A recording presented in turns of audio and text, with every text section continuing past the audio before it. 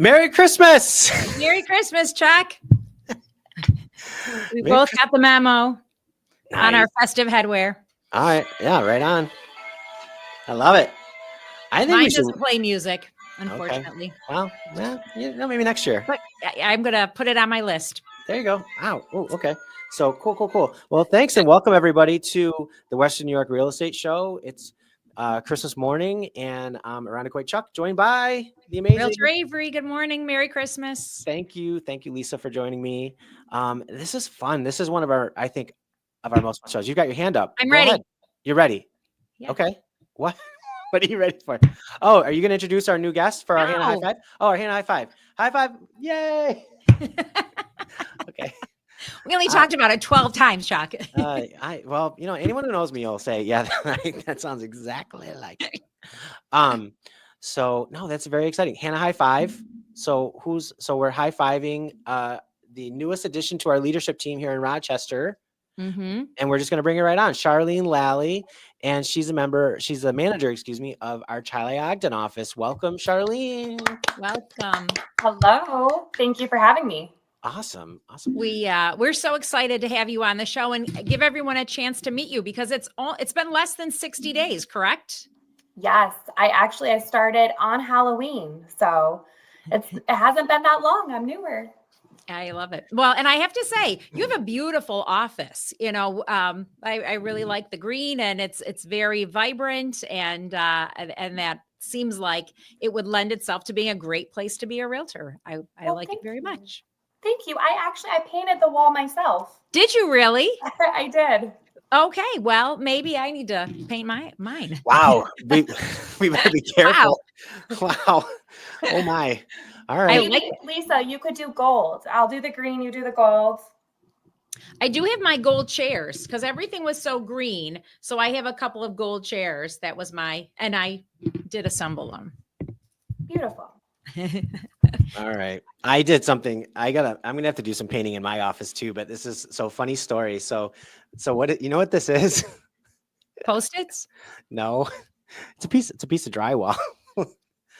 Because there's an office in my office that has all these spots that are like, we need to fix, we need to patch and repair, and we don't have any of the paint, and I have to go get some paint.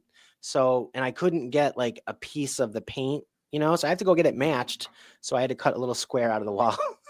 So don't tell Kathy. We'll find out if Kathy really watches our show or not, if she's calling me tomorrow. What have you done? Yeah. What have you done? I'll have it fixed by then. She'll never know. But I thought nowadays they have apps where you just use your phone and you take a picture of a wall and it will tell you the paint color. I thought that was a thing. I mean, there's apps where you can put a new color in a wall, like if you're doing trying to figure out stuff like that, but it can't tell you what the formula is for the Sherwin-Williams, color to make that color. Yeah, not really. It doesn't. Maybe in the future we'll get there. Maybe. Awesome. Okay. Well, back to Charlene. She's a focus. It's not about me. This is about Charlene. Jeez. Well, but I think it goes to culture, right? Okay. Like I think when you enter an office, you come into an established climate. And we'll get into a little bit more of your background, but like that's a way that you come in, Charlene, and you say, "Hey, I'm committed. I'm here to stay. I didn't just bring a bag with some pens and some notebooks. Like I'm painting. I am literally putting myself into this spot. I'm here. I'm engaged." I think if I was an agent in your office, I'd be like, wow, like Okay. she is committed to Make a be mark. in our office. I think that's huge. I agree with you. I do. And, it was I think my second week here, and we also knocked down some older mailboxes. We're going to redo that wall. So it's a lot of fun. We have a beautiful office. It's in an older house, essentially. So it's got lots of charm and lots of character. And I agree with you. I think that helps the camaraderie and makes agents feel welcome. So, Charlene, it sounds to me like when you got into this office, you immediately identified a little bit of a challenge, something that was going to be a challenge for you, which was working in an office where the color palette was not agreeing with you. So, what are some of the other biggest challenges you've faced in your career? Before you were on our leadership team, and how did you overcome any of those obstacles? Yeah, so I would say my biggest challenge of my career was actually back when I first started in 2012. So when I first started, I was 22 years old. Mm, Like I said earlier, I'm not from Rochester, so I didn't have a huge sphere or a huge network here in the Rochester area. And my friends were, anywhere from 18 to 24. They could barely afford a dinner. They're not going to afford a house. So I couldn't sell to them. So I had to figure out who can I sell to, who would trust me to sell their home. And it ended up being a lot of for sale by owners. So I would just in the morning, I would religiously go on Craigslist and print off all of the for sale by owners. I would put it in my folder, and then I would spend the afternoon just cold calling them and booking appointments with them. And I did that every single day when I first started. nice. And how if you think back to those conversations, what were they? Was there anything that surprised you about those conversations? Were they That's a good question. And no, because I did my homework on for sale by owners. okay? So I think if you don't do your homework on them, yes, Sure. you are going to be surprised. Well, But I kind of knew the objections that I would get from them. And there's really only, the majority of objections are one of two. It's they had a bad experience with an agent, or they feel like they can sell their house for more money than a realtor can. okay, right. And then they found out, no, they needed Charlene. Exactly. They needed Howard Hanna. Right. Right on. Yeah, now that's what they need. Yes. Cool. All right. Well, great. So thinking about, going back 12 years, it doesn't seem like it's so long ago, but we've seen the industries change so much, even just in the last year. And we've even seen the number for sale by owners go down. So if you're working with agents in your office and they say, I'd love to try that now, is Craigslist still the place that you go to look or encourage agents to look for sale by owners, or what's the best way to look at that type of business growth if I want to try that now? So not so much Craigslist anymore, which is unfortunate because I loved doing that. Now it's more geared towards Facebook. So I would say to new agent, go on Facebook, go on the marketplace, and you can type in for sale. You can do for sale by owner. Just make sure you're vetting that listing, because sometimes it is listed in the MLS and the owner will also list it on there. Okay. And you don't want to call if it's already listed. But I have found some on Facebook. It's definitely not as plentiful as it used to be because of the market, like you said, Lisa, but they're still out there. Good. Yeah, I think, and I always, when you help someone who doesn't think that they needed help, or they thought they could do it on your own, and then you step in or you explain how you can benefit them, I always found that those people tended to be the most grateful.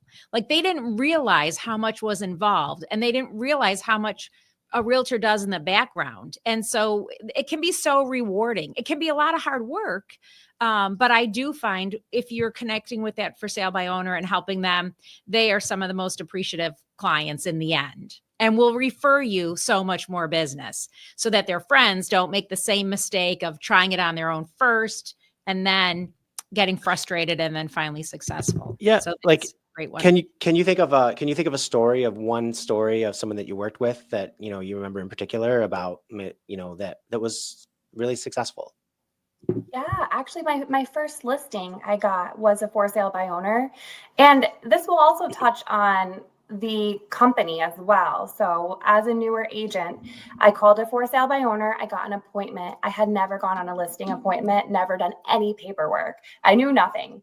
My manager at the time, he went with me to that appointment on a Saturday, like in the afternoon, early evening, sat with me at that appointment for 2 hours. And anytime I felt like I was going to slip up, he was right there at the other side of the table to jump in and help me. And because of that, I think it was because of that and my attitude of being a go-getter, I did get that listing. And it was my very first one. But I couldn't have done it probably without the support of my manager that you get from the company. But those clients of mine, I still have dinner with them. I go to their house probably a couple times a year and we hang out, and they have a special place in my heart. I think your first clients always do. Mm-hmm. I 100% agree. It's that, I mean, it's a relationship business. You can be a transactional agent. You can just, in and out and never hear or see from them again. But I think at Howard Hanna, we are focused on a relationship business, and 100%, to have that bond all those years later, like that's awesome. That's awesome. So congratulations. And Lisa, I can't believe how awesome you're segueing into all my questions that I want to ask Charlene. It's unbelievable. You're amazing. But Charlene, so what strategies do you find most effective, do you think, for building and maintaining those relationships with clients, and as in your role as a manager, how can you work with agents in your office to help them develop and maintain those skills? So what I found the most effective is just to be genuinely caring towards them. So for example, when I met with for sale by owners, I really didn't have the mentality of a paycheck at the end of the day, or I didn't stress myself saying, I need this listing, I'm going to do whatever I can to get it. I was more curious and more focused on them. What are they going through? What's their pain? Why do they want to list on their own? What can I do to help them, even if they don't list with me? And that looked like maybe an open house for free, where I would get the buyers that came in and didn't want to buy their house, but I would bring them flyers and I would host it for them.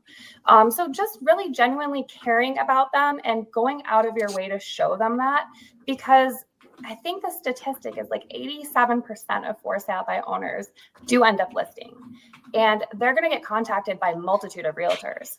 So they're going to go with the person they felt really did care about them and had their best interest. So if you do that, you're going to be successful. You will get listings from that. Perfect. I'm listening to you talk, and I'm listening to you talk about your experiences, and I'm imagining how that's going to carry into now your new role leading an office, and that relationship that, I'm listening to this thinking, if I was an agent in your office, you're not going to be pushing me so hard to achieve your goals. It's going to be about my goals and what do I want to do? And just like you explained to that, I'm like, oh, I think I would want to be an agent in your office. So what are some of the goals that you have for your team, and how do you want to see the Charlie Ogden office evolve in 2025? So that is the part I'm very excited about. I just kind of wrapped up all of my one-on-one business planning with my agents. So it looks different for each agent. So I have the agent's goals and I have the office goals. So the agents is self-explanatory. It's about them. What do they want to do? And how do we get them there? But the office, I really do want to grow it. I want to keep nurturing culture within the office. I want to bring the office closer, because I feel like when you're supported, you're going to feel better. And when you feel better, you just do better. So it's it's better all around. I have a bunch of fun activities planned for 2025 to also engage with the local community. So that looks like on Valentine's Day, the week before Valentine's Day, we're going to do a Hearts for Heroes program where we're going to invite like the local police officers, firefighters, nurses, doctors over for just a little community get together. And then the next month, we're going to be doing some downsizing seminars. We're going to be at some vendor events. So really my goal this year is to engage with the community and engage within the office. That's awesome. I like Awesome. that. Okay. I have some Rochester family, and they live in Chile, so I will pass along anything you say to my cousins. But yeah, so that's wonderful, wonderful.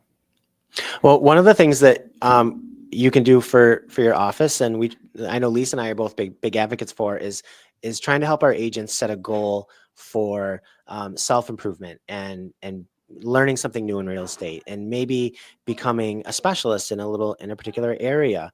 So I'm going to share the link, and maybe this is something we can talk about a little bit more with the scholarship opportunity through the New York State Real Estate Education Foundation. Yeah, Absolutely. I mean, Chuck, you're a strong proponent of the foundation. I served on the board for 3 years a little while ago. So we're both very well versed in how this scholarship works.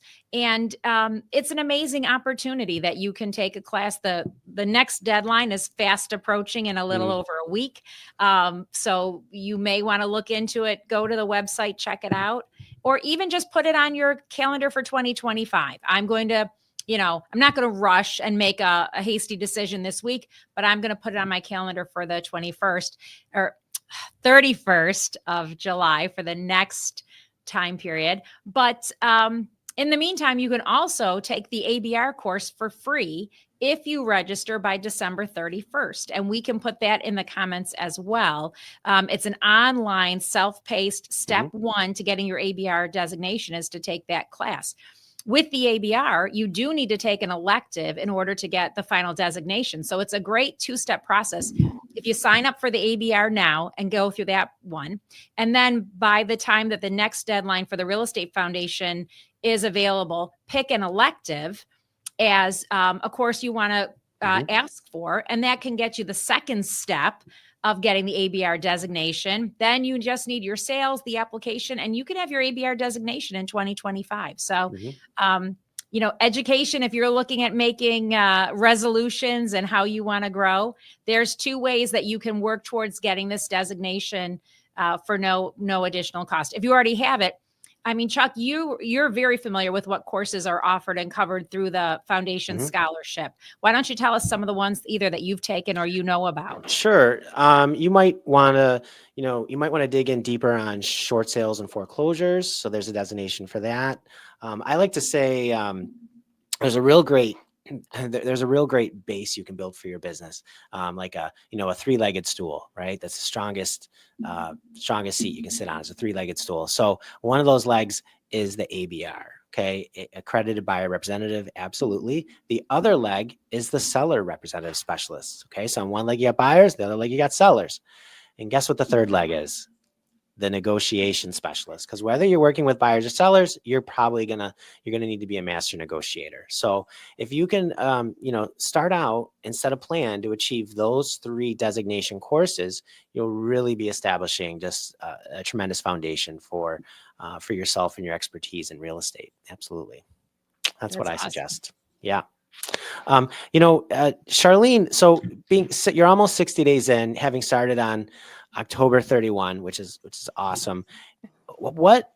How do you balance it all? I mean, has it been a challenge, in going from where you're running your own real estate business and now you've got to I'm assuming you still are doing that, and you've got this new responsibility of managing an office and helping all these other realtors be successful. How do you keep it all balanced?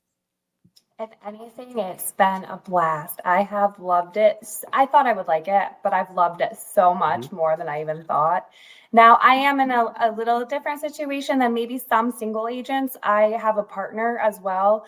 My husband is also a realtor. So he's taking a lot of our business. Actually, he's been taking most of it and doing it. So I can focus mainly on the office and on the agents here. And what I'm really loving about it is each agent is so different and their business is so different. And it's very engaging, even for me. It keeps my brain going to be able to sit with each different agent and find out what works best for them and help them in their unique situation. So yeah, it hasn't been a struggle to manage it. I think because I'm just having a lot of fun doing it. Yeah, almost as much fun as wearing this hat. I mean, I need one of those. I know you're so jealous. I am. Marshall's, right?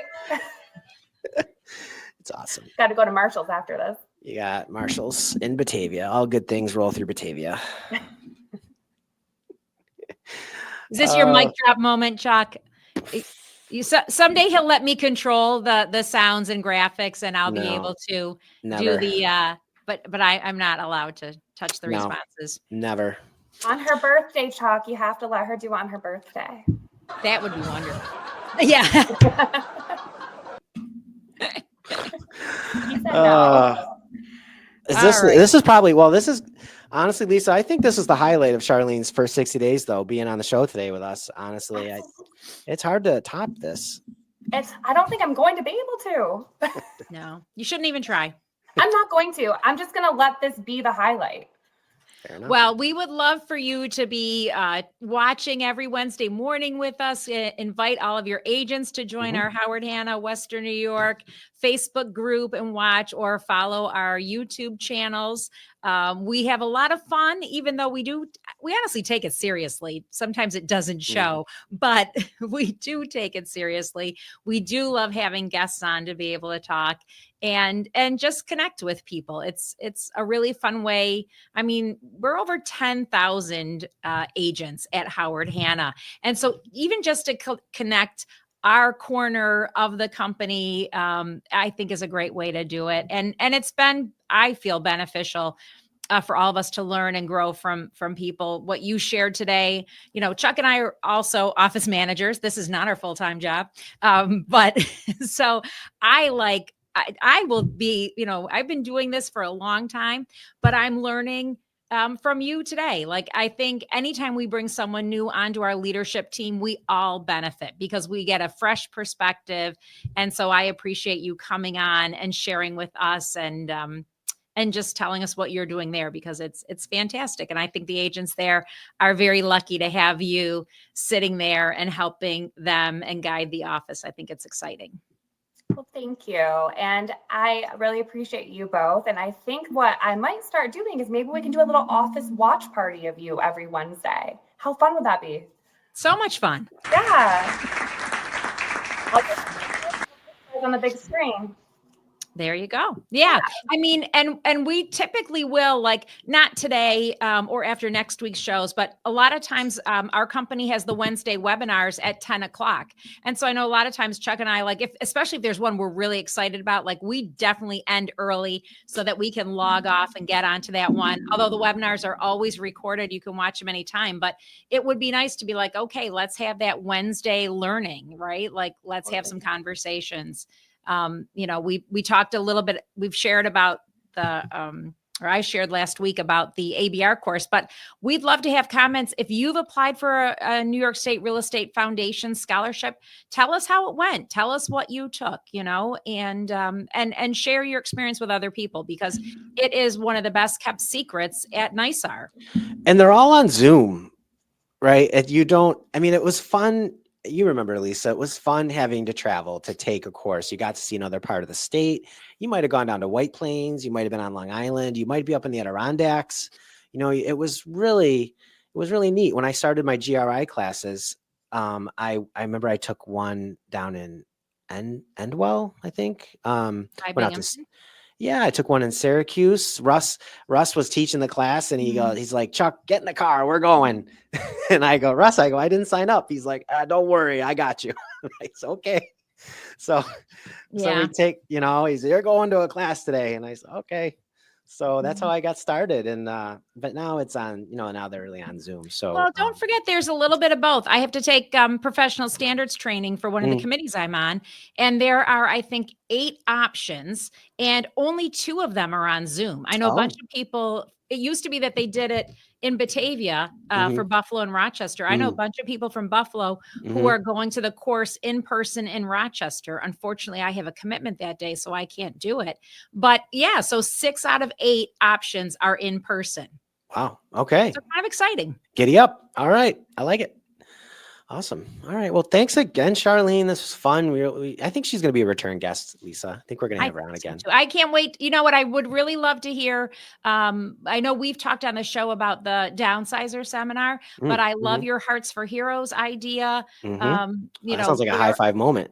Yeah. So Mm-hmm. we want to stay connected and hear about especially your community programs, because that is something that we all like to do, is participate in our communities, help out where we can.